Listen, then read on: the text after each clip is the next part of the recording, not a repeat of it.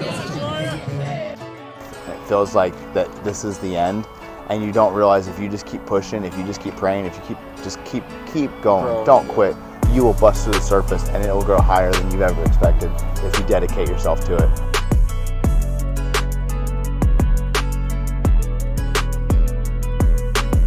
Maniacs for life.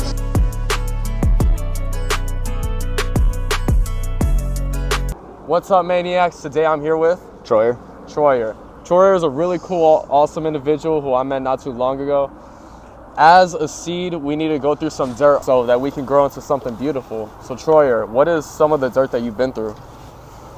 Oh man, I think you probably got to start with childhood trauma. I think it's, obviously your childhood and is like your foundational establishment for life. And so with that, when I was 6, my mom got cancer. She ended up getting it 5 times, and when I was 13 or 14, she actually she finally had just beat her. And so with that, from a young age, you almost develop an orphan spirit, and just a sense of you want validation and affirmation from home, but you can't get that from someone that's fighting for their life. They're giving it to you in the best capacity they can. So I'm not shortchanging my mom. She was absolutely amazing, best woman I've ever met. But in the same sense, she's fighting for her life. Yeah. So I kind of get tossed around from family members and friends and different people, people in the church that we went to, as a hot potato, because she goes to chemo and different things. And then what do you do with me? And I'm a raging child that has so much energy and ADD, whatever they call it, just always firing on all cylinders. And I'm watching the person that I love the most just kind of unravel and become a shell of themselves. And instead of responding in love or in a sense, okay, so she loved gin rummy. Gin rummy is her thing. That's and what I wouldn't give to play one game of gin rummy now. But back then, she would beg me to play gin rummy, and I'd be like, "Oh, I'm sorry, I gotta come home. I got friends. I'm going to this party. I'm going, whatever. I'm going to this game. I'm going to this whatever," and because I didn't want to be there. But then, you don't There's Michael Miller, the head pastor of Upper Room. He had this great saying that really freed me. You don't know what you don't know, and you don't realize in your mind she's gonna beat it again. It's gonna whatever, yeah. And then when she doesn't, you're damn it, I would play 1,000,000 games of gin rummy now. Yeah. And so I think that just with that, it it starts life off very tumultuous and just very just very unstable. So in that, you find home in chaos, and normal things that are common sense to other people are not common sense to me. Yeah. But things like aggression, or things violence, or things that are very and it's my therapist tells me it's an overdeveloped self-defense mechanism. Yeah. Because I'm just so scared of letting somebody inside, because all I know is abandonment in a sense. So I think that's probably a very fundamental that's where it starts. I remember getting locked in a basement one time, or a couple times, but the one time specifically, with this uncle of mine that I would go there when she'd go to chemo, and to this day, grilled cheese and tomato soup, I will physically get angry, because that's all that he fed. And but I'm down there, and he's I hope you like to read, whatever, throws down a stack of books, and I am spending a weekend or a week down there, and essentially I read this book, and in it says my 5-year-old can tell me, essentially paraphrasing, but it says my 5-year-old can tell me the house is on fire. Society values the person that tells you how they're going to put it out. And in that, as a young kid, my young mind processes that if I can solve people's problems, because everything, so essentially because of the way my childhood starts, the way my life is from the get-go, I struggle with an orphan spirit, feeling very insignificant, feeling very small, very unimportant, very, again, she's fighting for her life, so not her fault, ever. But in the same sense of I'm not the priority. She tries to make me the priority, but there's obviously more priority. Yeah. And so with that, I just feel unimportant. I feel insignificant, and I'm dying for that. And so with that, I realize when I read this book, oh, if I solve people's problems, if you have a neighbor that essentially has bothered you for years, and nobody does shit about it. And then me and you become friends, and one night this neighbor just drives you crazy, right? Like whatever. And then one night I go to his house, I stick a Glock in his mouth, and I'm like, hey dude, stop playing your music at 10 o'clock. Like there's a curfew. Don't bother my friend anymore. And then from then on, he never bothers you again. You're gonna be like, dang dude, you took care of that for me. Wow, like that's great. Horrible example, but you know what I mean? I do get you. But it's like, but then like all the people you've known forever, they're cool still, but you really like me because the thing that bothered you the most, I took care of that for you. Right. And so in that, I begin at a very young age to look at life very transactionally, and it's always a transaction of like, I'm only as good as what I've done for you lately. So there's very, very, very, very little self-belief and self-confidence. And then it's only, if I haven't done something for you lately, then I don't grasp the concept of I'm still just as important to you, or I'm still just like, there's no love lost. Yeah. So then like, if I haven't talked to you in a while or something, there's that instinct in me to like bring you a gift, or like, hey, I'm gonna buy you lunch, or whatever. Yeah. Do some sort of act of service for you, so that, like, it still reinstates like, hey, just so you know, like, we're still cool, right? And like, and it's it's something that obviously I've worked years in therapy for, or with, towards, but it's still something that I battle like every day. Okay. Like if we, I think that when you have an addictive personality, when you're a very hyper-focused person, a passionate person, I think that you are so addicted to progress, even if it's progress in the wrong direction. So in my mind, when I jump from school to school to school. I think I went to like 11 or 12 different ones. And in that, every time I went to a new school, I would reinvent myself. Okay, these clothes work, these clothes didn't. If I acted like this, I was cooler. People kind of got turned off by that. And because of my ADD, hyper-focus, like, I'm constantly analyzing everything that I do. How did every conversation go? How did this go? How could it have gone better? If I'm going to meet somebody, I have a conversation with them before I even get there, because I'm like trying to control. Because I'm born into chaos in a sense. So everything in my hyper-focused mind wants to be in control, because I don't want to feel like my childhood where I feel like I'm not in control ever. So with that, like, every situation, I'm always like analyzing every angle.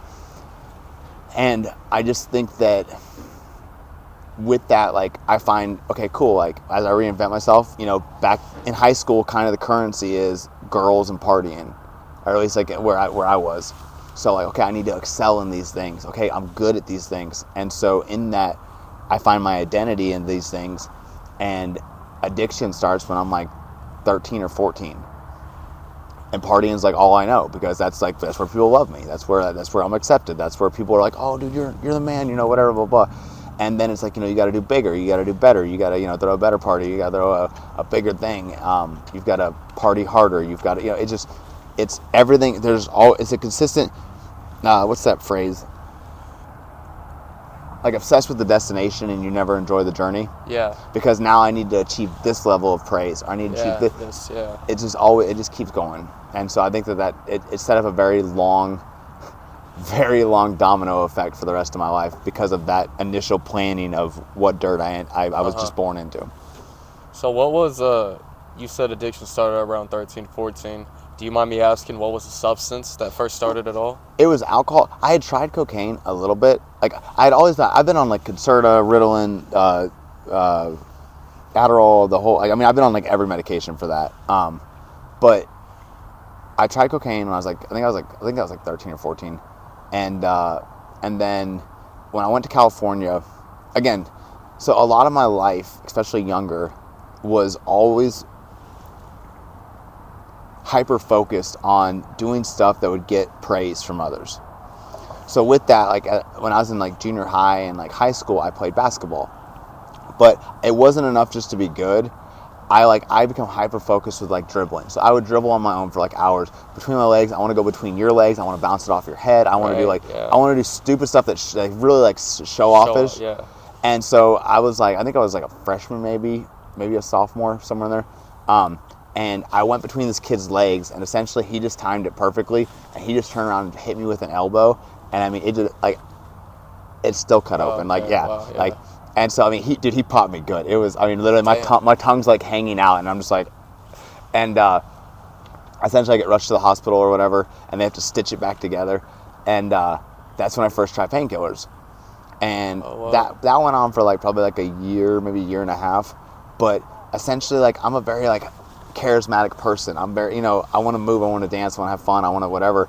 And so that just didn't, it didn't last long, but it was enough to where like I felt the comfort of escape from reality through a substance. And then, but then it had always been alcohol. Alcohol has always been like the gateway of like, you know, even now, like I'm 7 years sober, but I don't think alcohol's bad. I just know at some point in time, maybe not the first time or the second or even the 5th or 10th, you know, but there's going to come a point where I don't want to be drunk anymore. And I'm going to go look for other things. And it's always going to lead there, no matter how many times I lie to myself and say that it's not. There's going to come a point, and I'm such a charismatic person that it'll find me. I won't have to look hard. Yeah. And so with that, it's like, you know, then when cocaine gets in there, so I'm, this is a true story, dude. So I just moved to LA. Okay, well, let me back up just a little bit. I had gotten introduced to Daystar, which is the world's largest Christian network. My mom grew up Christian. She's like the best Christian I ever met in my entire life.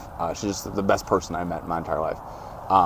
And essentially, when like every time she got healed back then, like, you know, you don't know what you don't know, and you're limited to the time frame of your capacity of understanding. But every time she got healed, it was like, praise God, miracle. Okay, cool. That sounds really good on tape. But then when she doesn't get healed, now you've got a kid that doesn't have an understanding of how life or anything works. And so with that, it's like, okay, cool. Like, did we not pray hard enough this time? Or was God not who he says he is, and he actually wasn't able to do it?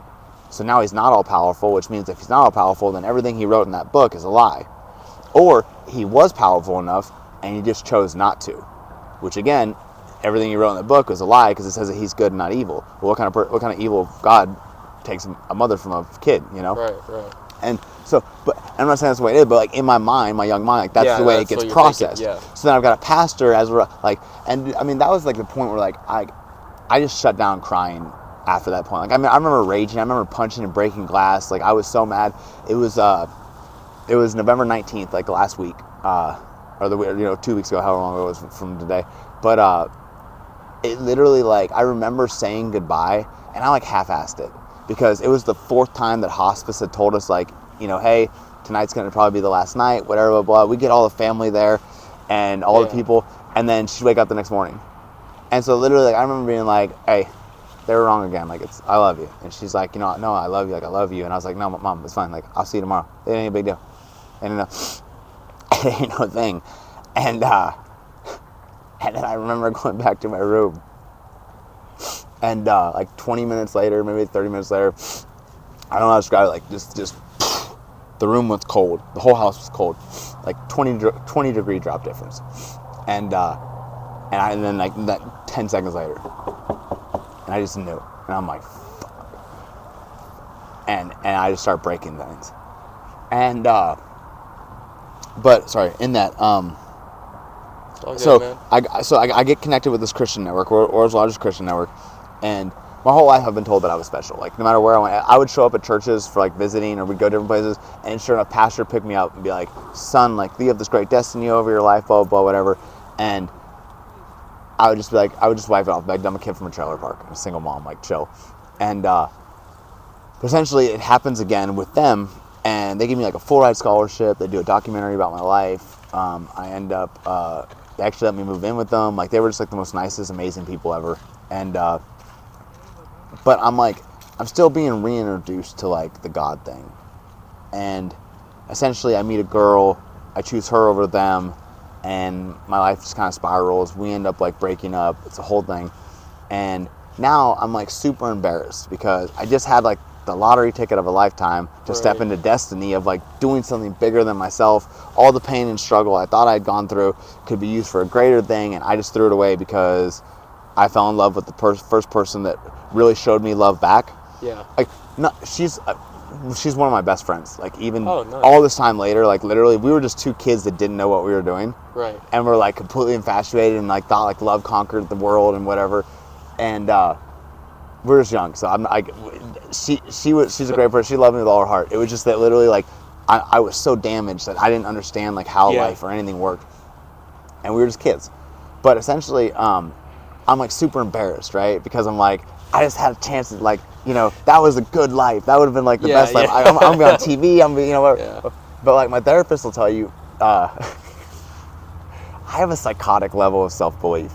Like, it's never a matter of like, when I think of these grand things, it's never how we're gonna do it, or if we can do it, it's how. And it's like my mind automatically starts building bridges. If I promo this correctly, I can maybe get their attention, and I'll do it like they do their promos, you know, whatever. And I just start building all these things. And so I had a cousin or two cousins that lived in LA. One had been there like 4 or 5 years. The other one there like maybe like a year, I think, or something like that. And I was like, hey, like, I should move out there with y'all. I'm like, what? And like, and everyone's like, why? And I was like, well, I like being on TV. That was cool. I liked cameras on. Like, that's what I'm gonna do. I'm gonna be famous. And they're like, maybe you don't understand like how Hollywood works. Like, the streets are paved with the carcasses of dead dreams of people who thought they were special and they weren't. And I was like, cool. Like, that's them, but I'm me. But I'm me. So, it was like, this is a terrible idea. And I'll still remember to this day, dude. We're driving down the first night in LA. It's a Wednesday night. Drive down Hollywood Boulevard. There's a crowd of like 3,000 or 4,000 people down the street. And I'm like, what is that? And essentially it was Supper Club. And my cousins are like, bro, that's Supper Club. Like, we lived here for years. Like, never even gotten past the door. Like, that's where like Kevin Hart goes. That's where like I mean, it is like everyone's who's who's. I just remember Kevin was really famous at the time. Like, he was on top of the world at that moment. And I think it was like his Laugh at My Pain tour. But he was in there like every Wednesday, like just balling out, just acting a retard. And so literally, I'm like, what? I'm like, bro, we need to go. They're like, maybe you didn't understand, like, we've never gotten past the door. And I'm like, yeah, that's before I got here. Like, you know, and so fast forward like 2 weeks later, my cousin had given this kid his ID, and they had met on a film location shoot or whatever as extras, and they looked so similar. And the kid was like 19. And they look so similar though that he was like, I'll buy your license for $1,000 cash because they look so similar. And he's used it for years, or he did back then. And they became friends because of it. And he's like, hey, you ever need another license? Like, let me know. $1,000, like, I got you. And so essentially they become friends, you know, whatever. And he calls me. He's like, hey, I'm going out of town to Hawaii or something, or Europe something. And the kid was loaded, like, or his parents were loaded. His name's Joey Baccarat, and his parents owned like competing law firms, but they weren't supportive of his lifestyle. He's gay, and like, who cares? But like, they cared, so they just like gave him like $15,000 a month to go to LA. You stay down in Southern California. We live in Northern California.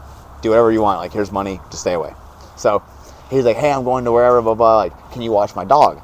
My cousin's like, I can't, but my cousin just moved here. He don't have a job yet. He's been looking. He can watch your dog. Bet. So I go, and I remember like, it was like a couple days later, it's a Wednesday, and he calls me, he's like, hey, how are things going? I'm like, oh, just, you know, dog's cool, we're cool, you know, whatever. And he's like, hey, I left a present with you with my neighbor. And I'm like, okay. He's like, yeah, just when you walk out, corner apartment, knock on the door, ask for DJ. Bet. So I go over there like, you know, like an hour or two later, I knock on the door, and this dude opens the door. He's the coolest person I've ever seen in my entire life. He's got like spiked hair. He's covered in tattoos. He has like rock star jewelry on, like a chain and like a little like tank top. I don't know. He was just the coolest person I'd ever seen. And so with that, he's like, what's up, dude? And I'm like, hey, what's up? You know, blah, blah, blah. And he's like, yeah. He's like, here. And he slaps an 8-ball of cocaine in my hand. Oh, wow. And I'm like, oh yeah, okay, cool. Like, and I'm like, I don't want to look not cool. I don't know, you know. Like, I'm like, here's this like person like looks like he walk out of a rock concert, and for real, you know what I mean? I'm like, yeah, cool. He's like, so what are you doing tonight? And I was like, I got like an 18-pack. You know, I'm watching the dog.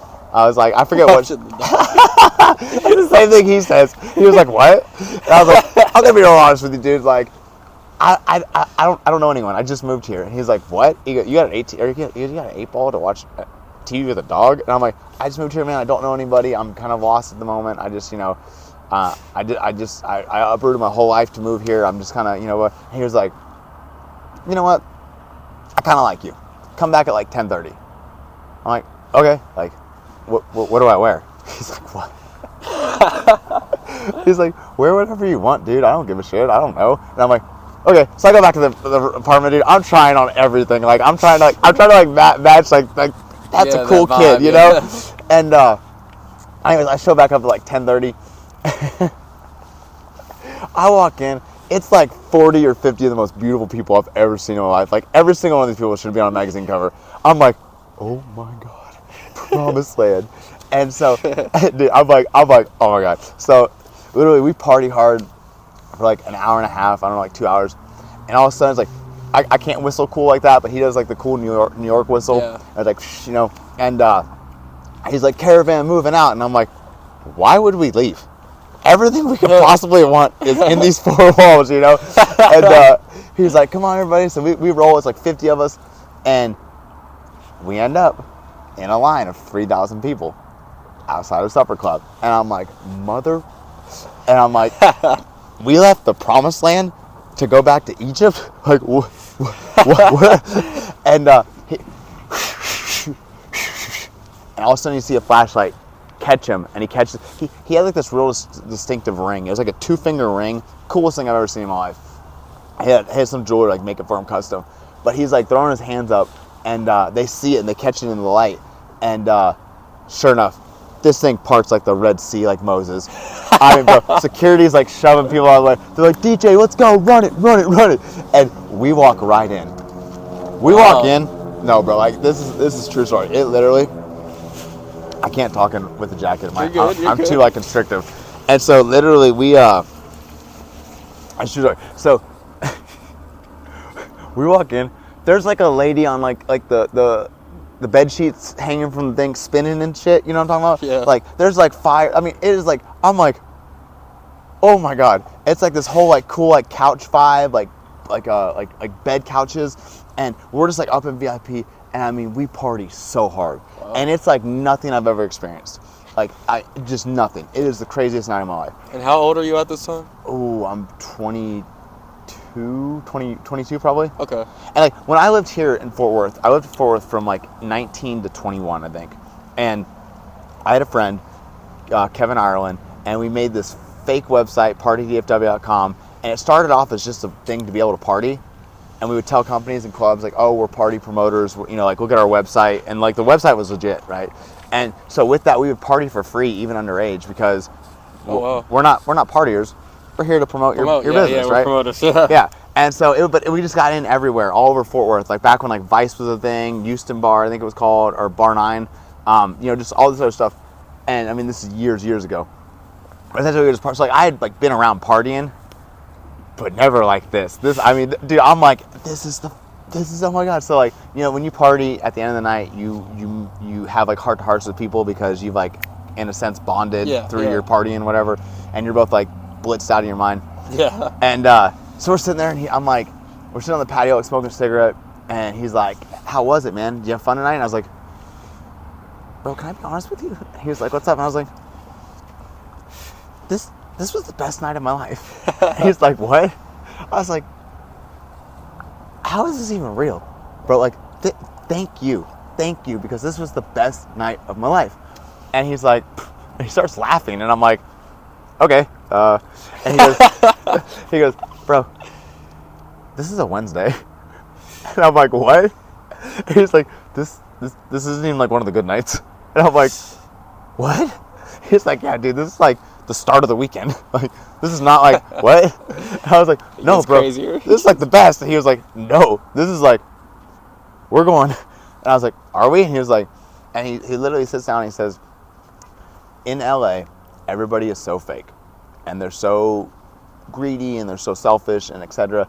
And he goes, it's just so rare to meet someone that's genuine, that isn't trying to look cool, that isn't trying to, you know, whatever. It's just authentically themselves. Like when I told him like, hey dude, I don't know anybody, I'm kind of a loser, you know, whatever, blah, blah, like I don't know why, it just struck a nerve in his heart, and like in a good way.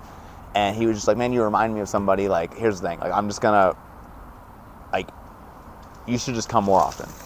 And I was like, who runs this? And he's like, we do. And I'm like, we do? And he was like, yeah. I was like, oh my God. We became best friends. I moved in like 2 weeks later. We were inseparable for like 3 or 4 years. every show that I've been on, every commercial, every magazine, every clothing sponsorship, every extra, every photo shoot, commercial, or everything that I ever did in LA stems from him, because he had been in LA his entire life, just balling out. He had been in like a famous rock band called Never Heard of It. He had toured the country. Yeah. Right? What a cool name, right? I think I have heard of it. Yeah, I love that. And so he literally, like, when I was a tour manager for 2 years, like traveling for free or getting paid to travel, he set that up. Like, I mean, it was just everything spawned from this dude. Had already lived that life. But when people would come up to him, like, we'd be partying and stuff, and like, he's the guy to know, right? Right. And so they come up to him and be like, oh, I got this thing I'm working on. You'd be great for it, blah, blah, blah. And he'd be like, I don't really give a shit, but I got your guy. Hold on, I got your guy. And he'd go find me, and he'd be like, this is the guy you want to use. And because of that, like, I've been on so many commercials, I've been on so many magazines, like, all this stuff that he just was so cool about. Like, he had already lived it. He didn't care. He just wanted to be a magazine. But then when he was so good at what he did, he would leave for a week every month and go to Tokyo. And there's a club called New Lux Tokyo. And he would fly American celebrities with him over to New Lux Tokyo, party over there for a week. But his operations here would shut down because he's there. Will introduce me. Now, we keep going full steam while he's over there doing that. And essentially what took him like 10 years to build up took me like 10 weeks, because everywhere I went, he's like, this is my protege, this is my man, whatever. And so then I'm running things while he's gone. So it's like instant just. Right. And like, of course, my psychotic level of self-belief is like, we made this happen. Like, this is us, you know what I mean? Yeah. But that's when I get really introduced to like cocaine, and the next thing, and Adderall especially. And the next thing I know, I'm doing like 4 to 6 grams a night. And I'm doing like 3 to 4 Adderall a night. I mean, I'm not sleeping for days. And I'm just like, everything is I'm partying 6-7 days a week, every week. Right. And I'm like down to like 118 pounds. And like, that stuff sounds cool, right? Like, I met all my heroes. I met all my, like, every celebrity that I thought was like super, super awesome. You meet them and you realize like they're just like you. Like, you get invited to their house and they're running around naked, coked out, trying to do lines off of naked girls. And you're like, oh, we do that too, And it's like we're the same. You're actually not special. It just, you have more, whatever. And so with that, like, it sounds cool to some people, because they're like, oh, dude, that'd be so awesome. Like Hollywood Hills, private mansions, private events, blah, blah, blah. Right. But it's not, because then you do it. It's a double-edged sword. Greatest nights of my life, coolest memories, worst, epic highs, manic lows. But they're connected. So I'd climb these mountains of like, oh, we're going to the AMAs, oh, we're going to the VMAs, oh, we're going to, party. Oh, it never fails. It's always up, and then it's drastically down. And at that age, the roller coaster, if I'm looking at the roller coaster from here, I can see, okay, cool. Well, okay, we're going to come back up, though. Oh, no, and whatever. Right. But when you're on the roller coaster and you've never seen it before, you don't know what's going to happen. Right. So when you're, like, plummeting these things, I hope this makes sense. Like, and you're plummeting, you don't know it's going to go back up, because all you can see is 5 feet in front of you and you're scared shitless. And so with that, I begin to have this overwhelming awakening of, I've made my life so transactional that I am in grave fear that I will only ever be recognized as my gift and never as the person that I am. And that is paralyzing. So I start looking at, stress is relative to the perspective of the one holding it. When we look at a 15-year-old that just got dumped for the first time, we're like, dude, bro, you're going to love again. There are 4 million other women out there. But in his mind, his world just ended. Right. And there's no coming back from this. And you can't diminish it, because in his mind, this is reality. Well, whenever he dates the next girl, his perspective switches, and he sees life through a different filter or a different lens, and he realizes, like, oh, it's not the end. Like, I met a new girl now, like, or I just got healed and I put that in her, whatever, right? But a new chapter starts, and knowledge and experience and wisdom is gained. Well, in the same sense, like, I start seeing life through a different filter, and I start realizing, like, I'm surrounded by tens of thousands of people every night. And this is the battle that I still face. It just comes in a different monster. Now, like, tens of thousands of people view my story. But there's a lot of nights where I'm still the loneliest kid in the room. And there's a lot of nights where, like, I'm screaming at the top of my lungs and it feels like no one can hear me. And just kind of make the jump is just like, because essentially it's the same issue. And it's the same thing that we're talking about. Is it doesn't matter how big of a platform you have. Like, we're obsessed with platforms nowadays, I feel like. And I wanted one so bad because orphan spirit, look at me, now I've got this. And then I'm like, why did these idiots even give me this platform? Like, I don't know what I'm doing with this. There's such a level of accountability. Like, what if I point people the wrong direction? Yeah. What if I spread a message that is not something that echoes through eternity in a positive way? Yeah. And you can literally, I remember being on the 20th floor of my Sunset and Vine condo, and I'm like trying to finish a bottle of Jack Daniels. I'm like 5 grams of cocaine deep, and I'm trying to jump, but like there's that psychotic level of self-belief in my mind that just believes that no matter how shitty the situation is, like if there was ever someone that could pull out still a miracle win, it would be me. And so, like, I try to run to the edge, and I'm like, okay, I need to get more drunk, whatever. And I sit there, and I'm going for, like, back and forth, back and forth, back and forth. And I just can't do it. I've tried so many times to kill myself. Like, so many times. And I just don't have I can't find the tenacity. I don't know the right verbiage for it. I don't know. I don't think it's strength. I don't think it's courage. I don't know the right definition of how to articulate it, but there's something in there that I just can't flip that final switch, because something in my spirit and in my soul just tells me that if there was a way to make it to bounce back to bigger, better, it would be us. But it's almost a more debilitating effect, because then you want to and you can't. I don't know, literally, we're right here by the Trinity Bridge, not this one, but the next one. Remember I told you I just moved from there? Yeah. I can tell you that not even like 3 months ago, my entire world was falling apart. I spent 18 days consecutively on that bridge. I would go run downtown, and then on the other side of the bridge, there's a little part where you can sit on the bridge and you overlooks the water, and there's like a sky kind of thing, and you can feel the vibration and hum of traffic. I spent like 18 consecutive nights sitting on that bridge, wishing that I could do something. Yeah. But I couldn't. I look at my social media, I look at this, and I'm like, okay, like, and I have a son now. I can't, like, there's all things, but I can't break it, and in that, so you're like, okay, if I don't have the whatever word can fit the definition to do it, We just love life too much. It's inside of us to love life, no matter how shitty life can be. Your instinct is like, this is amazing. Yeah. No matter how bad it gets, you're like, you know what? Like, I got this. Yeah, because it's like, if we can turn it around, they might not have been able to, but if there's a way, I could do it. I could figure it out. And with that, it's like, but the pain, like, because you're sober now, right? So everybody talks about, like, oh my God, congratulations, like, sober, awesome, whatever. But like now, all the things that you buried alive and numbed, they're all still there. And now you've got to wade through them sober by yourself. And I mean, like, I have my therapist. I mean, after one of those nights, she begged me. I got in a fight. I got jumped by like 3 people, some like over by this area, and it was horrible. Not horrible, horrible for them. But I mean, the one dude clocked me real, like, this whole eye was swollen shut. It was all my close friend stories, and like it literally just, like, I mean, he clocked me. I dropped the first 2 in like 30 seconds, and in my mind I literally thought, dang, I'm dropping these dudes. And as I turned, bam, just instantly swollen. Damn. And but so my therapist was like, we've never seen this before, like, please, like, just come over for dinner.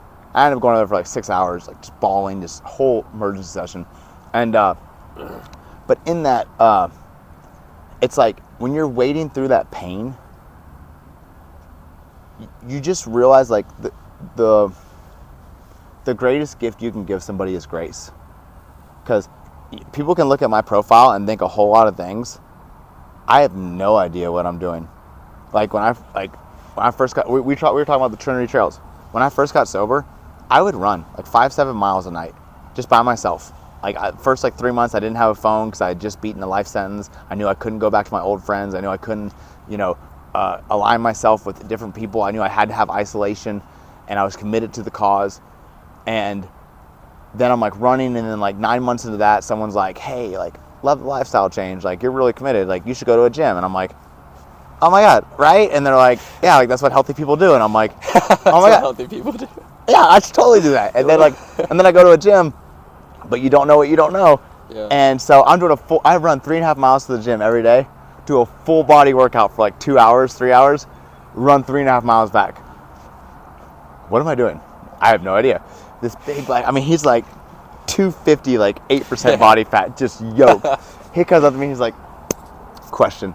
I'm like, what's up, dude? He was like, do you realize like you're not getting any bigger? And I was like, I mean, I feel like I'm getting like more shredded, you know, and I feel like I'm super like lean. He was like, the point of life is the same thing, or the point of the gym is the same point of life, progress. There's supposed to be growth. I was like, okay. Okay, yeah. And he was like, you're not making any. Can I tell you why? I was like, sure, bud. Like, I've already started out pretty harsh. Let's not end it on a... And he was like, no, he goes, I'm not being mean. He goes, but muscle memory, muscle under tension. He starts naming off all these things, leg day, arm day, chest day, blah, blah. They mean anything to you. And I'm like, no. He was like, geez, crap. You know, bro, clearly you're dedicated. You're already here at the same time that I am. If you want to work out with me, you can do whatever I do. So I spent the next like 8 months working out with him. And he teaches me, like, he's like this IMDP or IBF, or I don't know what they're called, but the bodybuilder people. He's like one of those pro people. Yeah. And he essentially just teaches me all of these things. And I am just a sponge, like learning everything. And asking a million questions every day, like getting on his nerves. And then I get a raise and a better position at my job. And I'm like, hey, dude, like, have you heard of Lifetime? He's like, yeah, screw that. And I was like, no. I know it's expensive, but like, I'm going to pay for your membership. And we're going to go to Lifetime. They got spas, they got saunas, they got... He was like, no. I was like, what? He's like, that's an uppity bougie gym. I'm not going to that gym. That's expensive. And I was like, no, that's the best part. I'm going to pay for it. And he was like, no, I'm a $10 a month gym, dude. And I'm like, okay, but I really want to go to Lifetime. He's like, well, then go. I was like, but we're kind of a team, right? And he was like, no. I was like, okay, well, what's your favorite restaurant? Like, what, you know, like, I'll take you out for, like, I'll buy, like, a steak or something, you know, like, something to say thank you. He's like, it's a true story. He goes, are you gay? And I'm like, what? He goes, are you gay? And I was like, no. What? Why would you what? He goes, then just shake my hand like a man and kick rocks. And I'm like, but, like, I want to say thank you for, like, you've invested, like, months into me. And he's like, cool, shake my hand like a man and kick rocks. He said something else after that, but I'm not going to, I don't know your viewers, but he was like, and I'm like, okay, so like I shake his hand. I've never seen that dude another day in my life. Wow. He doesn't have any social media, like just old school. Like he's a kid too. I don't know. I've never seen him. So I go to Lifetime, and I'm like, they had a punching bag. You don't know what you don't know. And I'm like punching it, and it's like a tripod, and I'm like kicking it. And in my head, I probably look cool, but I really don't. There's probably videos of people laughing at me on like a Chime account or something, or Chime TV, whatever they call it. And this old school Muay Thai guy comes up to me. His name's Mario. And he goes, hey, can I ask you a question? And I'm like, hey, what's going on, man? He goes, does 1-2 mean like anything to you? And I was like, oh, I'm not a dancer. He goes, 1-2 mean anything? He goes, what? I was like, yeah, I'm not a dancer. I don't know anything about dancing. He's like, yeah, could tell that by your footwork. But I'm talking about 1, 2. Yeah. And I'm like, what? And he's like, 1, 2, 3, 4, 5, 6. And I'm like, news to me. I don't know. He was like, good God. He's like, listen, dude. He goes, I honestly, walking up here, I thought you were kind of going to be a douchebag. He goes, but I can just see you're just a kid that doesn't know anything. He goes, it reminds me of somebody. And I know there's a lot of people that on my journey have helped me. And essentially, if you want, we're not going to train together. But at the end of the night, when you're like, I do cardio and then I'm here for another like 30, 40 minutes. If you would like, we could hit mitts and I could show you some things, because a long time ago, somebody took time out of their day to show me something, and martial arts has saved my life. And, because I told him I'm sober, blah, blah, blah, right? And I was like, no way, for real? He was like, yeah. So we trained that for like 3 weeks, maybe 4 weeks. And he's like, hey, dude, like, do you realize like you have a firecracker left hand? And I was like, oh my God, you mean like Connor? He was like, yeah, oh my God. Are you serious? He was like, no. I was like, it sounds like Connor. He was like, screw that idiot. No, he was not a Connor fan. And I was like, it sounds like you're describing a very Connor-esque situation. He was like, stop with that. Stop, shut up, stop. And I'm like, I'm just saying, like, there's very striking similarities. And he was like, listen, dude, he goes, I've trained all over the world. You hit harder than 95% of the people I've ever felt. Oh, wow. And he was like, I'm just going to tell you that I think you could be special. And I'm like, kind of like Connor. He's like, no, shut up, stop. I'm going to kick you. This dude, when he kicks you, it's black and blue for like 2 weeks. I mean, you can't walk the next day. He's like, I'm going to kick you if you keep saying the word Conor McGregor. I swear to God. I'm like, all right, but it sounds like you're setting up a very... And so anyways, he like takes me to this gym. They sponsor me full time. I end up winning like 3 Sambo nationals. And the beautiful thing about Sambo, like, it's wrestling. But did you know that if you can crack a dude, just like boom, and put him on his back, you get 8 points and win? So like people that should have starched me 1,000%, I just caught them on the way in, boom, knockout, boom, night, give me my trophy, give me my medal, right? And so then like I started building confidence. I'm like, oh dude, like I love this fighting stuff because like I love Connor, right? And I just happened to like be blessed with a very gifted left hand. Like my coach James Vick, he's like, or one of my coaches. He will get so angry because he's like, bro, you half the time, like you don't, like I can get whooped for like 2 rounds, but if I catch you one time clean, you're going to sleep. Especially if you're in the same weight class as me, I just need one. Like it's not, he's like, you don't even use proper mechanics. Like there's one time we were in Dallas, I was getting my butt kicked for like 2 rounds because the kid was like 25 pounds heavier than me. First time I caught him with the left hand though, wow. He's like, we are not celebrating this. I'm like, I'm sorry, is that a belt? I think they're bringing out a belt. Isn't that what? Is that a belt? That's what winners get, right? And he's like, just shut up. He's like, don't, you know better. You are not winning this fight. That's crazy because I don't. He's over there on the ground. They're bringing me a belt. That's crazy. You know, but it's not. It's like a God-given gift that I honestly don't feel I can take credit for. And so with that, we just started boxing. But then like I am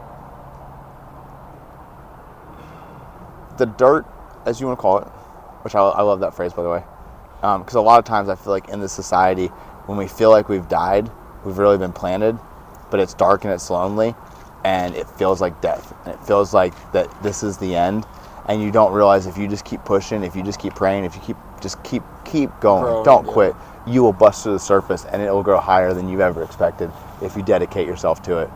And there's so many people laughed at me. Oh, you want to be a fighter? I was the dude. I'd be in like we're at the I don't know, the Subway counter or Chipotle, whatever, right? And you got the little glass, and I'm like in the glass, just like shadow boxing myself. And they're like, stop, that's embarrassing. They asked to come to my shows now. They asked for tickets, right? Because like why? Because they didn't give up. I just kept going, kept pushing. But when you talk about the dirt, it is very hard for me not to have a trauma response to life. Right. Because that's been the default for so long. I was What started with it. Yeah. And so it's so ingrained in me. And I'm not saying that, you know, obviously you change and you grow, but with that, in the beginning, I just understood if I could brand myself correctly, we live in a world that cares more about the perception than the actual meat of the substance. Yeah. And I knew that I could leapfrog people because what are companies looking for? Attention, good marketing, things that get more followers, get more views, you know, whatever, right? So there's lots of fighters who are really awesome fighters, but they don't have videos. Yeah. They don't have hype videos. They don't have, you know, photo shoots. They don't have all this other stuff that for me, I was like, I'm going to focus on this. And I leapfrog them, right? There's like 2 opportunities I can't talk about just yet, but like we're on the 5-yard line of like some really big, like never, when I say literally never been done before, like fighting for like a world championship right off the jump. Like it's stuff that like it's never been done. It's crazy. Like, but we've got so much momentum and money behind it that like, you know, because your fan base, they're loyal, and it's like, hey, this is the numbers we can do. We live in an economy-based, you know, consumerism market. Do you want to do those numbers? Because none of your people are doing those numbers, and I get more views than all of your people combined. So, do you want to do good business? Cool. I want to skip the line. I don't want to work my way up. I want to go straight to the top, and I want to have just a really big blowout money event. And so, with that, I understood that. So I marketed myself so differently to build this platform. And my whole journey, I filmed everything. Like the end all goal would be to sell it to from 2024 there's things in place that if we can get across the finish line, it would be like the biggest year ever. Right. I mean, there would be multiple championships across multiple different sports. Like, Oh wow. bro, I've got big things. Like, I mean, I can't. There are things that are stupid to other people. Like, if you look in the Bible, the enemy always tries to kill things in infant form because it's so much easier to kill a king when he's an infant. Yeah. And with that, like, these are ideas that even the people that I'm doing business with or attempting to do business with, when I first introduced them, they laughed. And then I studied their companies more, and I studied their promotions and their things, and I was like, hey, listen, here in your social media, this is where you're lacking, this, and this. In your numbers, this is where I could help you. And I didn't come to them asking them to do anything for me. I said, listen, I'll do this, and this for you. You'll get my media team, you'll get my numbers, we can put out this kind of promo, da, da, da, da. And then it was gaping holes in their armor they weren't aware of, because you don't know what you don't know. We're all just trying to figure it out. Like, you know, as fighters, people are looking at the UFC like the Ferrari or whatever. Yeah. And so, you know, I've modeled my stuff out for them. If you watch my videos, like that's what I'm going for, right? Well, these promotions, you know, they're just different. It's a lot to manage, but by me being able to come in and say, hey, listen, this is what I can give you, da, da, da, it's like, oh wow, that makes a lot of sense. That makes really good business. So you leapfrog, solution oriented from the time I was a kid, right? If I fill their holes, most fighters come, oh, I need you to pay me this much money to da da da da. I'm like, dude, literally, you sign this contract, I'll do the first fight for free. You just take care of my media and let me show you what I can do.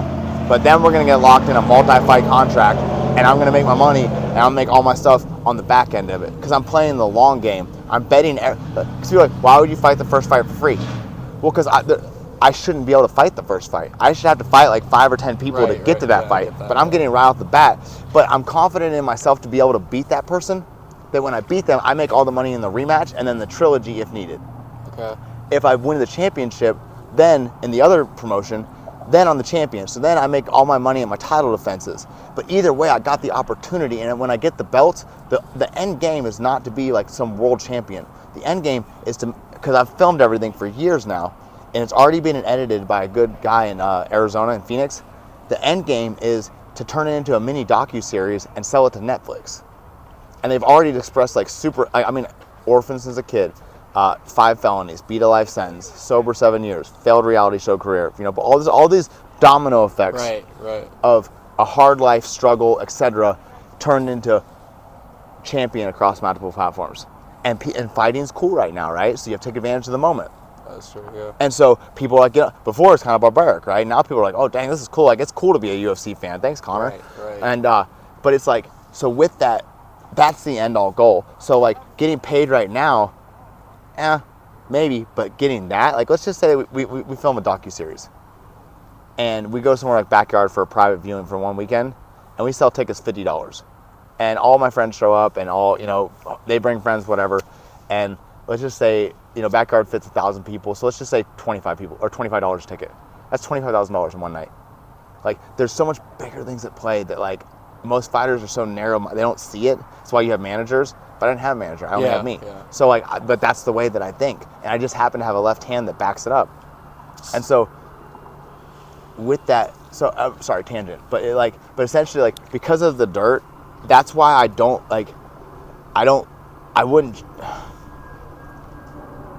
obviously not want to lose my mother, but I wouldn't change the things that have happened since then. Right. Because there's a reason why I think the way that I think. There's a reason why I see the world the way that I see it. And, you know, when you have been through a lot of dirt, if you can't turn around and show the most extensive level of grace to somebody else, you went through dirt for nothing. It doesn't matter how much money you make off of your dirt. It doesn't matter how much you sell it for. It doesn't matter how much you profit off it. It doesn't matter what you turn your dirt into. If you can't look at somebody that's going through, it doesn't even have to be the same struggle. Yeah. But you look at someone that's in dirt, and you know they're in dirt. Yeah. And you can't look at that person and be like, if I can help you, I want to help you. Then your dirt is useless. It's contaminated. It's poison. It's trash. I don't care what the price tag on it is. Your dirt can be riding around in a Bentley or a Rolls Royce. If you can't look at somebody and be like, damn, dude, I know the dirt. I know what it's like to be buried. Know what it's like, yeah. Then it's for nothing. Because I think that there's a quote that I like. I like that me and you both were talking quotes earlier before we started filming. Because I'm not a very smart person, but I'm a regurgitator of much smarter men than me. Yeah, me too. Yeah, definitely, yeah. And with that, there's this quote where it says the most valuable form of currency is the effect we have on others. And as I'm sitting there, like with this giant platform that I've been given, where all these people are watching my stuff, and if someone right now walked up to us and was like, "Hey, I don't like your outfit" or whatever, I could fight them easily. Like it's not. I don't. There could be 2 or 3 of them. I don't care. Like it would be that is so easy to me, but that's not what you want to promote. Right. Yeah. And I get that I have to be like on brand to like what we're trying to attain, but in the same sense, like it's like if I got to stand before God at the end of my life, and I've got to look at this platform that I was given, that I'm trying to grow, and that I'm trying to, to utilize, then I've got to be super aware and super humbled by like what I put out. And it's hard because a fighter's supposed to be tough. It's supposed to, there's that that's what creates that dog in you. Yeah. Is that childhood trauma. A rich kid doesn't get it because they didn't have that struggle, that pain. But someone that comes from the streets and someone that, I spent like 3 months in maximum security. Where are we? It's there. It's right over there. Yeah. I spent 3 months in there. And I thought for sure I was going to prison for the rest of my life. Fully convinced. I have 5 felonies. I never graduated high school. And when you come from that kind of lifestyle, it creates that dog in you that like, I'm not scared. Like I will bite down on my mouthpiece and let's throw punches and see what happens. Run it. That is easy. It is very hard to look at someone with love and be like, I realize what you're doing to me is an action. It's the fruit, but I care more about the root of why you're doing what you're doing than actually why you're doing whatever it is you're doing. Yeah. And I don't know, man. It's like even when I do a bunch of interviews and podcasts, right? And I'm like, what the hell do I know? I just know that it always gets better. If you're a good person, if you're a piece of shit, stop being a piece of shit. Like that's the first rule of like your life might be shit because you're a piece of shit. But if you're a good person, and there's no standard cookie cutter definition of a good person. Yeah. Some person gives you $5, but all they have is 20. Some people give you 100, but they've got 200 grand in the bank. Like where's the line for it? But if you honestly are doing what you can to help who you can, and you are attempting to funnel people in a better direction of realizing a better position for their life, then I'm a firm believer that, let me rephrase that. Love God, love people. That's what I think is the simple motto of life. It's not for you to define what love looks like. It's not for you to define what is. Obviously, we know boundaries. Like if someone's out killing someone, like that's not a good person, right? But in the same sense, like if we all have, bro, why do we always try to like compare shit? Like oh well he cusses, but he does drugs, so that's the real bad one. Okay, well his drug addiction came from when he was a kid, this, and this, and he only tried it once, but then like it was really good, and every time he'd go home, his life was such shit because, like I started drinking at like 12 or 13. Why? Because every time I went home, my mom was in a bed, and she couldn't move, and the person that I loved my entire life is just essentially a skeleton of themselves. There's nothing left. She's lost all her weight, but she's such a fighter that like she holds on, right? Yeah. But she holds on for me because she loves me. But then I want nothing to do with her because I don't want to see her like this. Exactly. But so then I go escape it, trying to find an escape, and it's alcohol. And then alcohol leads to cocaine, and alcohol leads to this. And but it didn't start off. No one wakes up and says they want to be homeless, right? Yeah. No, like, dude, you know how many bro, I mean, there was one year I made like $250,000, and I thought I had life figured out. Like I was like, bah, bah, bah, bah, bah. And then literally lost that job the very next year, and the next year I made like 40 grand. Like life, you are one or two bad decisions away from like ruining everything or changing everything. Like it's one or the other. But I promise you, that person that's homeless, they didn't grow up and say I want to be homeless. They didn't grow up and say I wanted to be a prostitute. They didn't grow up, something happened back in the thing. And that's what I'm saying. Like if you can't look at dirt and show the most overwhelming sense of grace for somebody else. Now, if someone's being a freaking asshole, sure. I am a very big component. Like I need to probably slow down, but I hate people that road rage. Like if you're road raging, in my head, I can do something about it, but your mom or your sister or your grandma or whoever, they can't. So essentially, if I'm presented with this, like maybe this is my mountain to move, so I will engage. It's so dumb. Dude, it's so dumb. But I do, dude. I like if you engage me in road rage, I'm like, run it. Like let's go. I need to fix that. But but in essence, like if they go off, I'm like I'm about that life. Let's go. Yeah. But in my head, I like trick myself to be like, listen, if they did it to your mom or sister, if I don't stop them now, they're gonna do it to other people because they're gonna have a reinforced belief that it's okay. And then the next thing you know, it's gonna be your mom, your sister, your girlfriend, whatever, and they're not gonna be able to handle it. But here I am in this moment, and I can handle it, which is such a stupid like way of like validating it to myself. But like I'm a crazy person. I don't know. Right? How dumb is that? Aren't we all maniacs? Right? I love that. So why do you feel like all that hell that you went through? I know you say you're making that documentary and your goal is to be a champion and show that the dirt can go into something beautiful, right?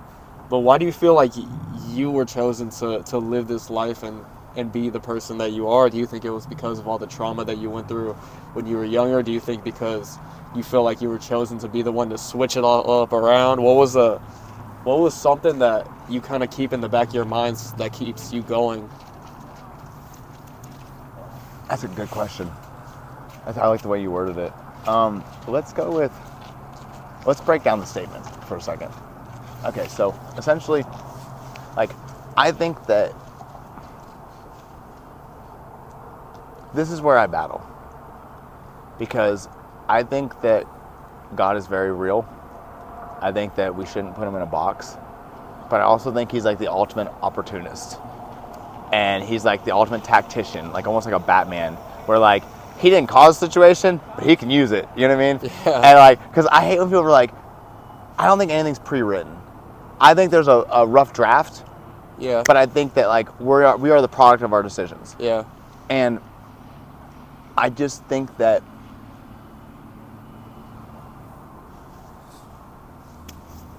I've said this for like, I've gone to so many churches and so many different events where like I'll get picked out of a crowd of like 2,000-3,000 people, stand up, blah, blah, and they'll go on this whole rant, whatever, and I think they think they're like encouraging me, and it feels good in that moment, but then I go home, and to this day I could tell you like I have them written down in my notepad on my phone. I have voice memos that I've recorded of people like that where I've been picked up,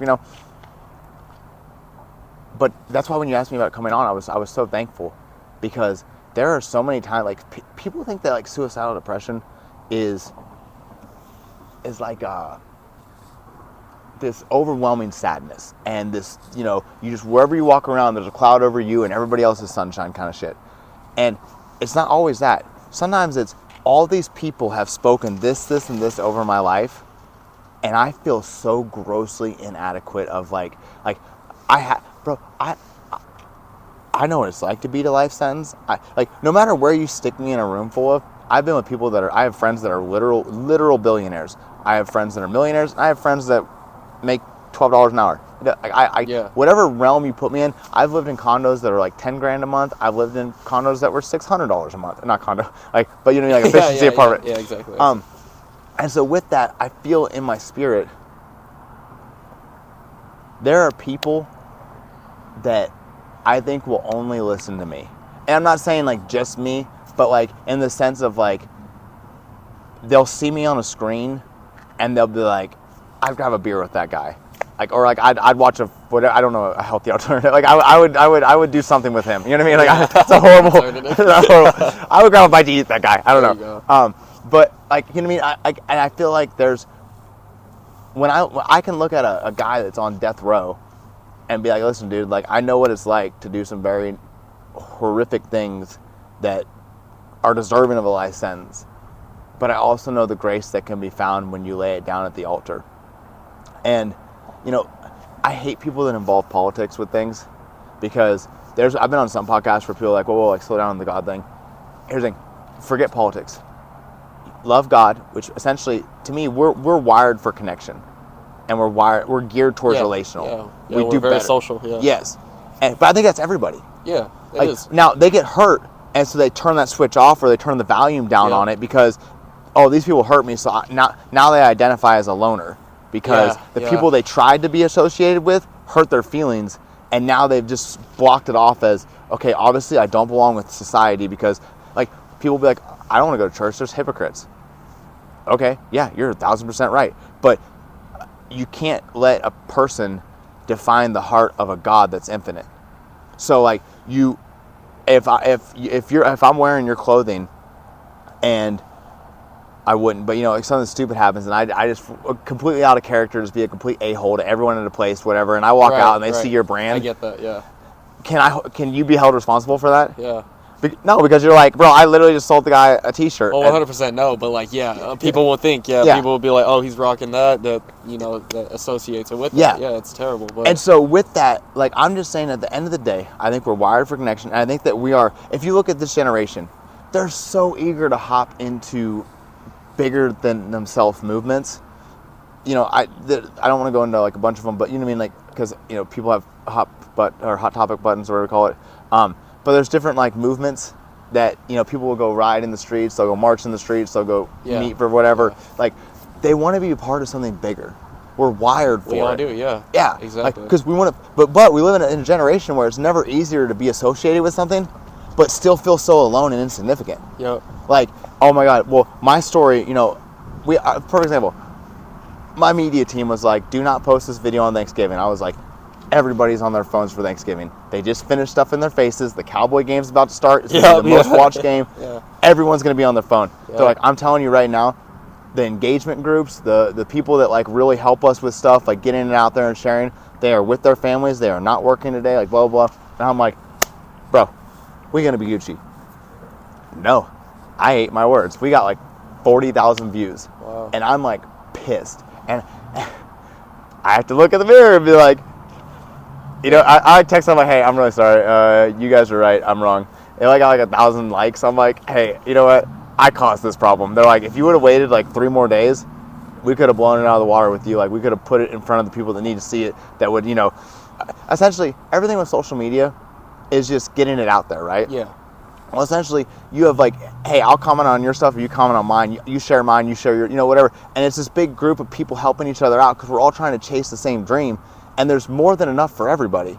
So essentially, it's like, but if you don't time it and align it with those people, then essentially you're riding solo, and that's when you end up like and so I'm like, hey, because I was so mad, like, oh, this film was so cool, blah blah blah, and they're like, yeah, doesn't matter because no one saw it because you didn't wait till we told you to post it, and I'm like, crap, like shit, but it's like, with that, it could be so.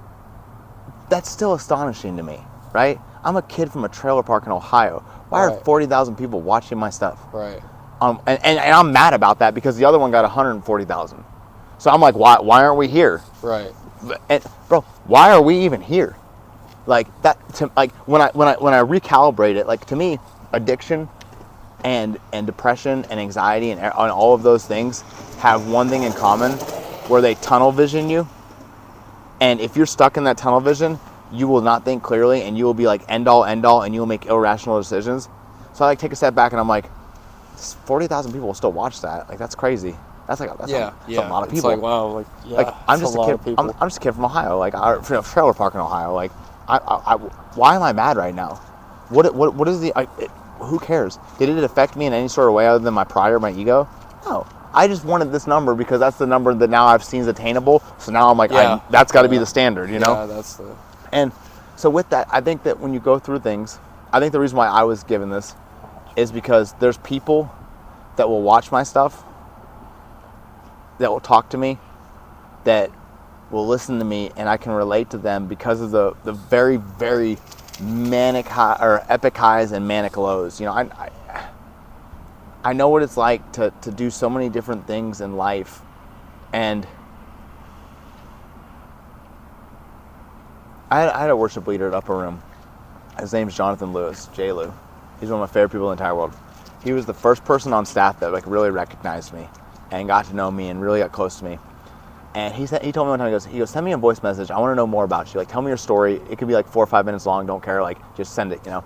And so I sent him a story. And I'm like, blah, blah, blah, blah, blah, blah, blah, you know. It's like 4 years ago, and 3 or 4 years ago, and he never replies. And I'm like anxiety city, like, oh man, like the first cool person on staff like noticed me, and I'm like, you know, whatever. And he was gone the next Sunday. So then the next Sunday rolls around, and I'm there, and I see him, and I get like super embarrassed, and I'm like kind of like looking away, and he like makes a beeline for me, and I'm like, shit. And he goes, hey, I just wanted to let you know that I listened to your voice message. You told me that your mom died. Your adopted dad married the housekeeper and kicked you out. And you had, I forget what the other thing was. You'd been on your own since you were, whatever the third thing was. And he goes, your immediate next statement was, but it's all good, I figured it out. He was like, oh yeah, any one of those three things happen to a normal human being, yeah, their entire course, the trajectory of their life is derailed. Yeah. The first thing you wanted me to know was that you weren't a victim. And he was like, I just wanted to come and tell you in person. I didn't reply to you on purpose because I wanted to tell you in person that that's not okay, and that I love you, and that I'm here for you, and that your pain is valid. And I remember just like bawling, crying, and I'm like, no, it's fine though. Like and he goes, it doesn't make you weak. Yeah. And I'm like, but it does. Like if I tell people like, oh, this happened and this happened, you know, and he's like, it doesn't. Your response to it, now your immediate response can be trash because you don't, you know, but your response, the true response is shown over the course of time. Mm-hmm. Like there's times where I try to get sober and I did not get sober. I lasted like a week or 2 weeks or, you know, whatever it is. But in that, this time I'm sober 7 years. So like I'm never going back, right? Right. So with that, like my overall response was growth.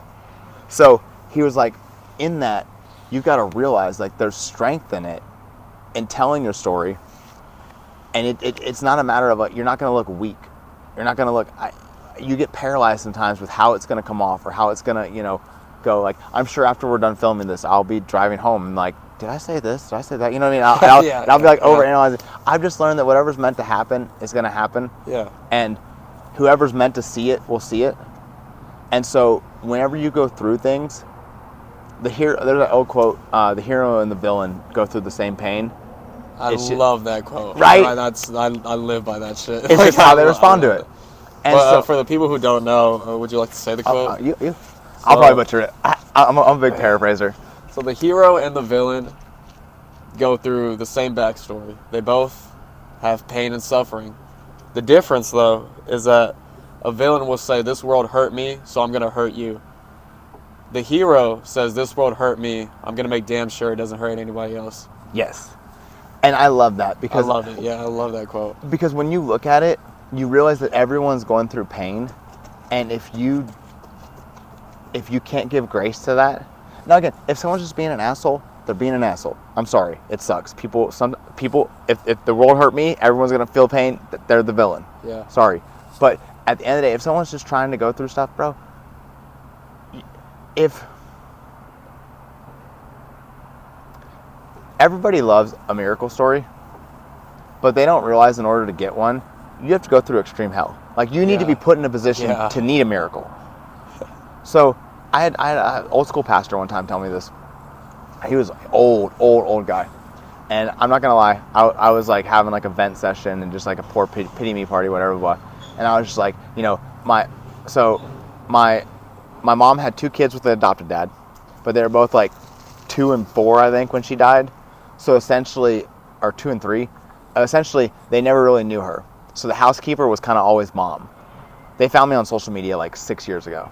maybe more, I don't know, but like they were like, hey, is this you? And I'm like, holy shit, yeah, what's up? And but essentially they knew nothing about our mother, because like all pictures, everything got removed from the house. It was all like, but essentially both of them were raised proper. Okay. And they're like in medical school, just about to graduate. One just graduated with some sort of degree, and the other one's still in medical school or just started medical school. Whatever, they both went to college. They're doing really well. My dad's kids, the reason why he didn't want me is because he already had 3 kids. One is a superintendent. The other one's like a 3-time Iraqi war veteran.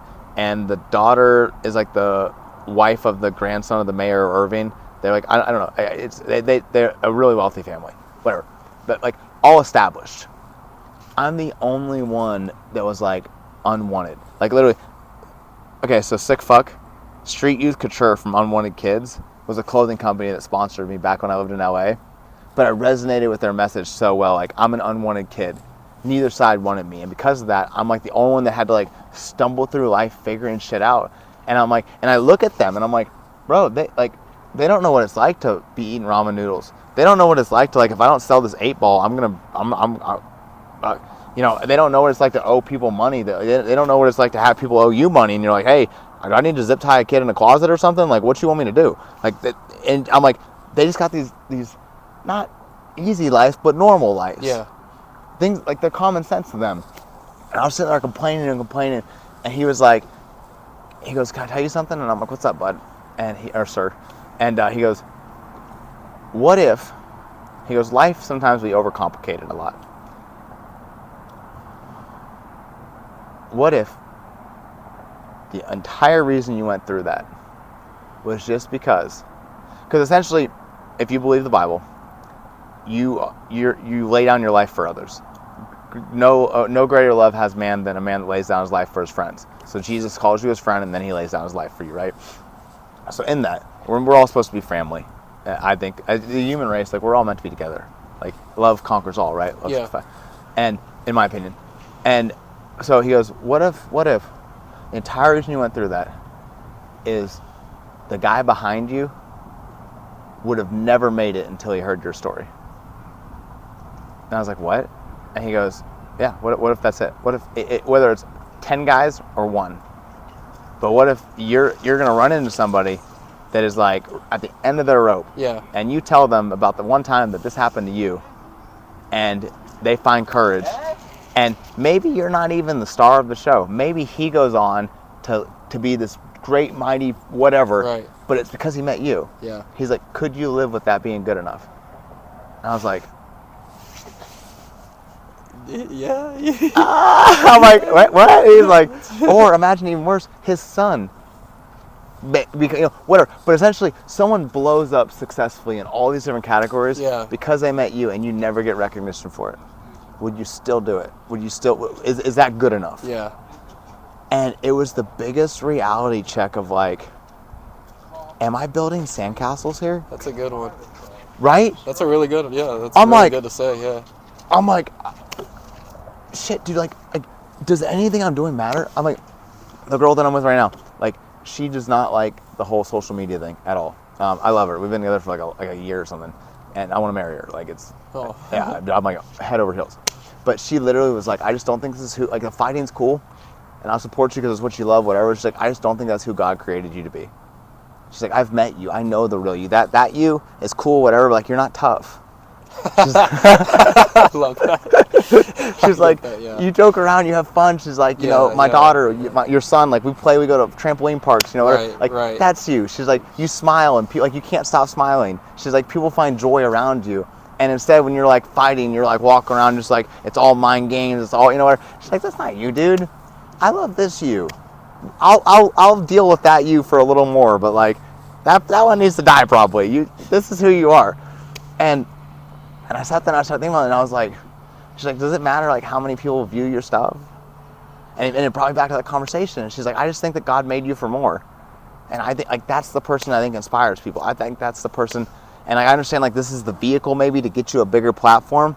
But she's like, if that's not the end goal to show the world this person, then like you're building sandcastles. And I'm like, oh my God, like I am, huh? And she's like, it is what it is. I mean, I'm not like, it just makes me more consciously aware of what I post, how I post, what I say, what I do.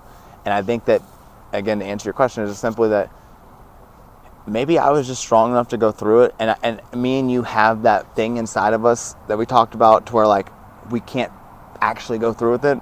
We want to, and we're sitting there and bro, I've been in so much pain. I'm like, God, please just take this away. Like, God, I'm begging you, man, dude, please, like, either give me the courage or like let me hit traffic or let me like let a wheel bust out. Let some crazy, like, please. My therapist says, like, I'll fight people that are like 70 pounds heavier than me. Like, makes zero sense. There's weight classes for a reason, but I'll go in there and just like slug it out. And my therapist is like, you want to punish yourself in a sense of like, you can't do this, but you want to feel pain. Like, it's so second nature for you. Like, I forget how she words it. She's a lot smarter than I am. But essentially, like, since we can't, maybe that's why we go through the things that we go through, and it has to be extra. Like, everyone loves, like I said, a miracle story, but when you're walking through the miracle and you don't have it yet, you don't like, have it yet. That's the people. Like, that's the part that kills people. And if you don't have hope, that's my biggest thing. Is like, if you don't believe in like scripture and stuff, I don't know how you do it. Because me, and I'm not in a bad way. Like, I'm not like, I am not. Who could I ever judge? You could listen to this and be like, that guy's a complete idiot, and I'd be like, probably. But I stand on scripture. I literally texted a friend today, and it's like 1 Peter 5:10 maybe, but it says, after you've suffered for a little while, I will reaffirm you, I will reestablish you, and I will put you in a place of perfection, or something like that. And me and him were kind of going through something. I sent him that, and I was like, hey man, like, there's days where I quote the scripture like 50 times. There's days where there's like, if surely your goodness and mercy will follow me for all the days of my life. I quote, like, it. I stand on it, and I'm like, God, you said it, bro. Like, where are you at, ninja? And, you know, like, but it's because it gets such an alleviating pressure of, like we were talking about, of like, if I went through all this, if I don't do something with it, what a waste. Yeah. Like, what, like kudos to you for, like, I don't know your whole story, but, you know, we've talked a little bit, but like, it takes a special individual to sit down in their pain and say, okay, this sucked. It wasn't fair. I don't like this, but I can take this. And, like, obviously, I think your clothes are so cool. Like, Thank you. That means a lot. It's so different. Like, there was this white hoodie I saw that, like, I thought it was like the coolest thing. It was like, I think I saw it on like one of your reels. But yeah, it's like, it's just such a unique design. Yeah, I love it. Thank you. That is not normal, right? Like, that's like, it's very unique. And so with that, it takes us. I applaud you in, you know, sitting here on a park bench with a stranger, somewhat stranger, you know, for however long, and then you do it with multiple people, and you're growing. Like it still feels like it's an infant stage, but the heart posture behind it and the nature of it is so pure. Thank you. But I don't feel like it was birthed out of a pure place. I feel like it was birthed from like a very deep, dark. Well, yeah, you have to go through hell, and, you know, the dirt. Like I always say it, like the dirt, and you have to start off as a seed to go to the, you know, no one told me anything about that. I just kind of like looked at my life and I realized, okay, I went through hell, cool.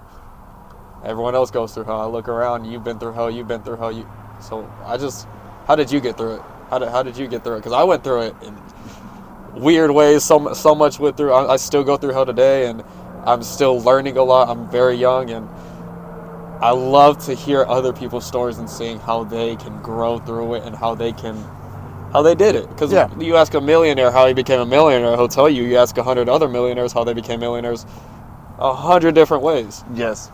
And whether it's with money, whether it's with success, or just a goal, you know, there's so many different ways to get there, and I'm just curious as to how everyone gets through their hell. Well, I think it's a good point you bring up, because it literally,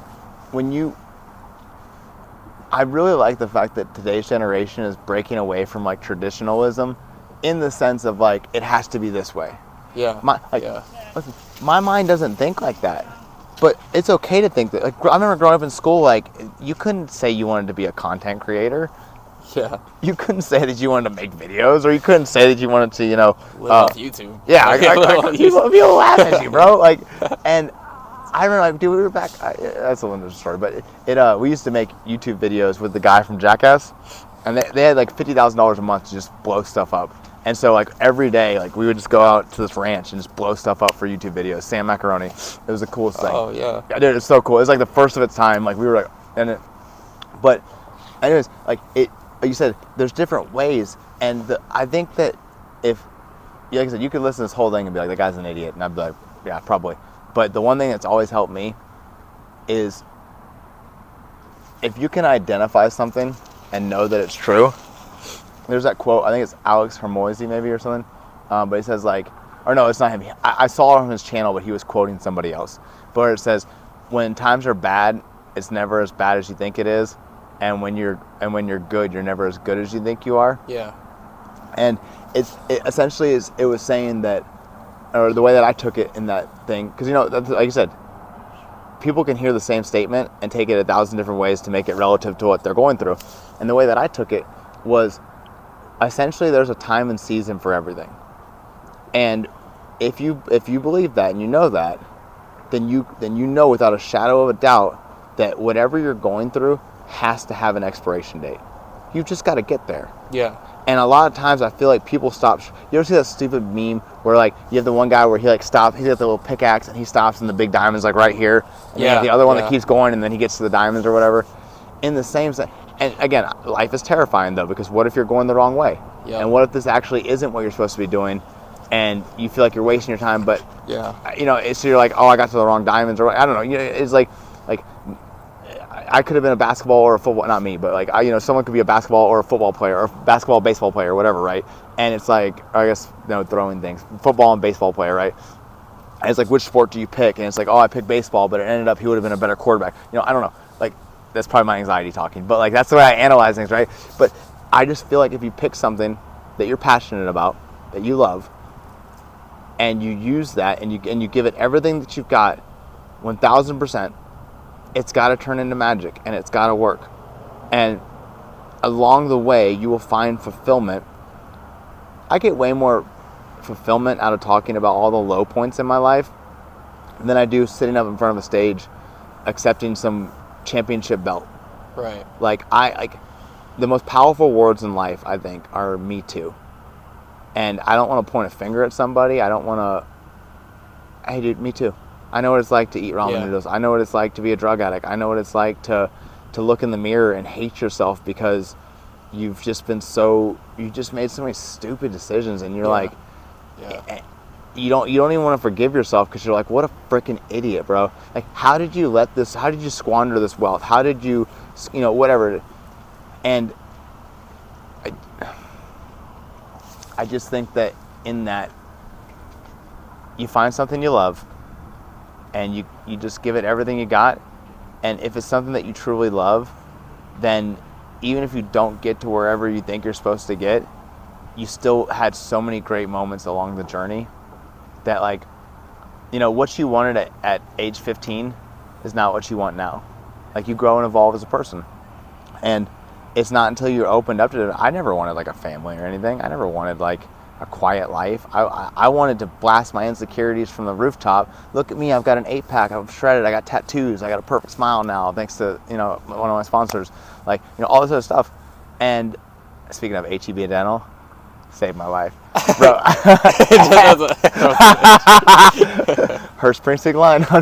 But no, they really did. Like, if you could have seen this before, really? Nightmare.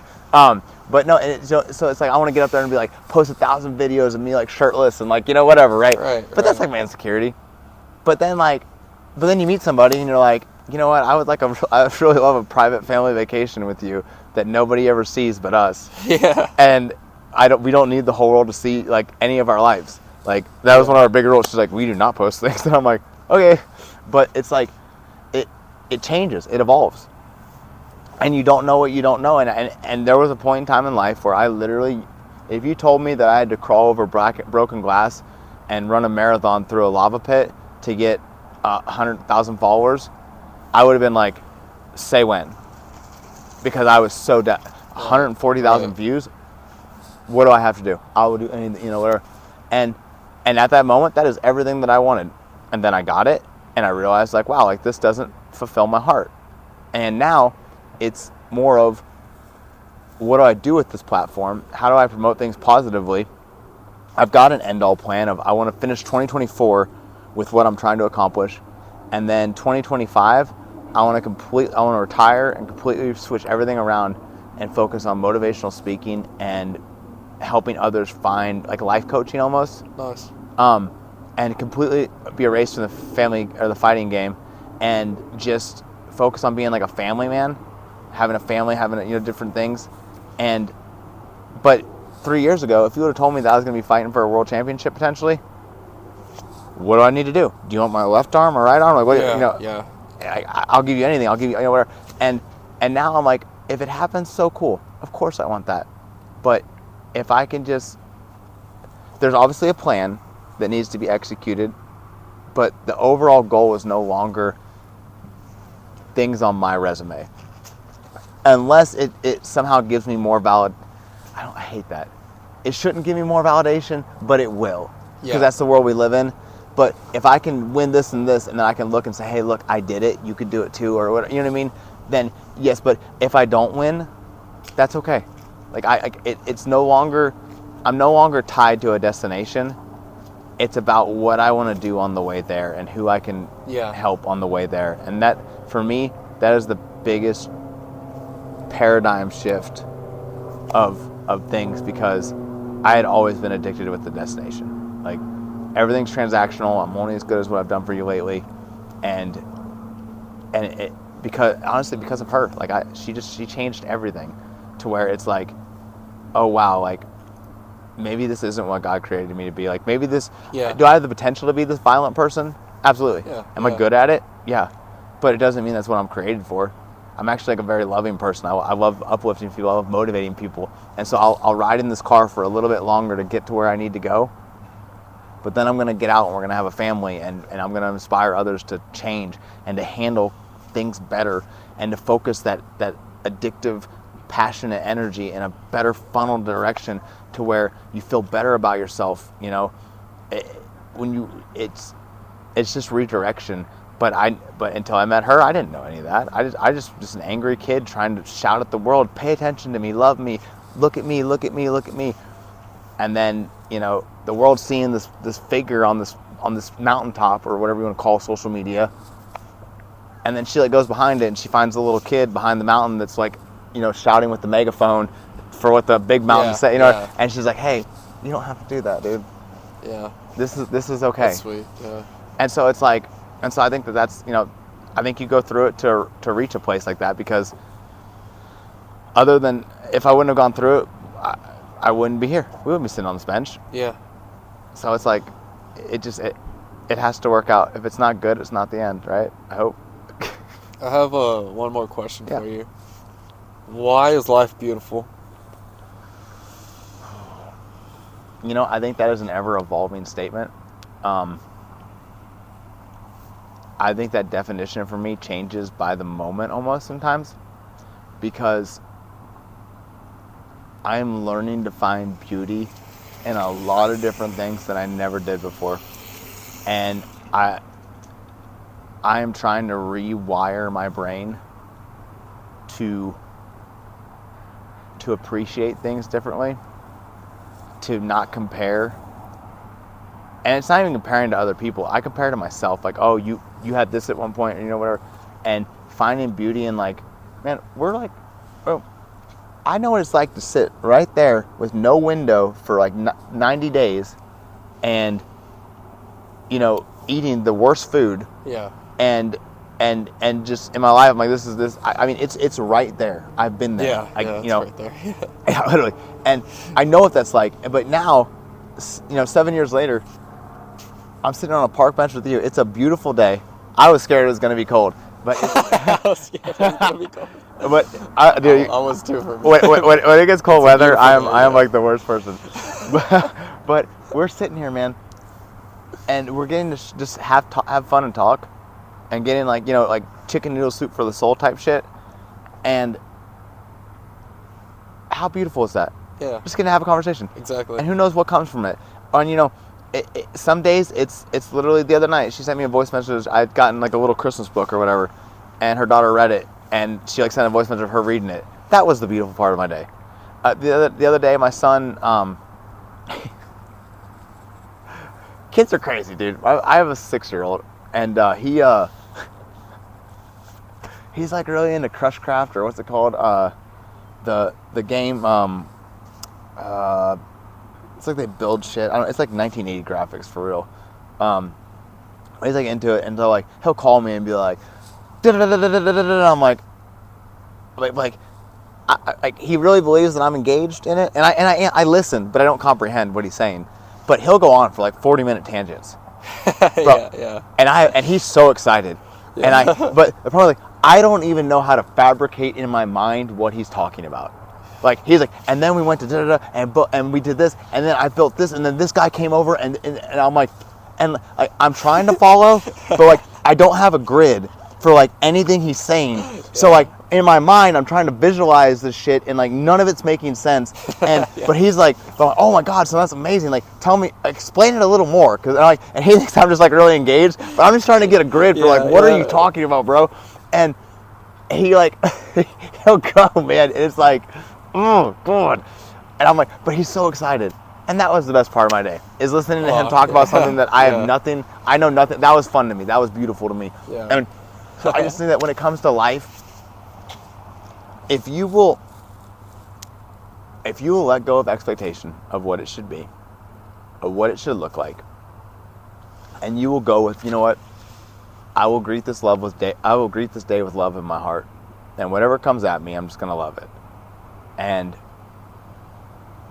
you will approach every situation like that. I think you will. I personally have found so much more love, beauty. So much more beauty in things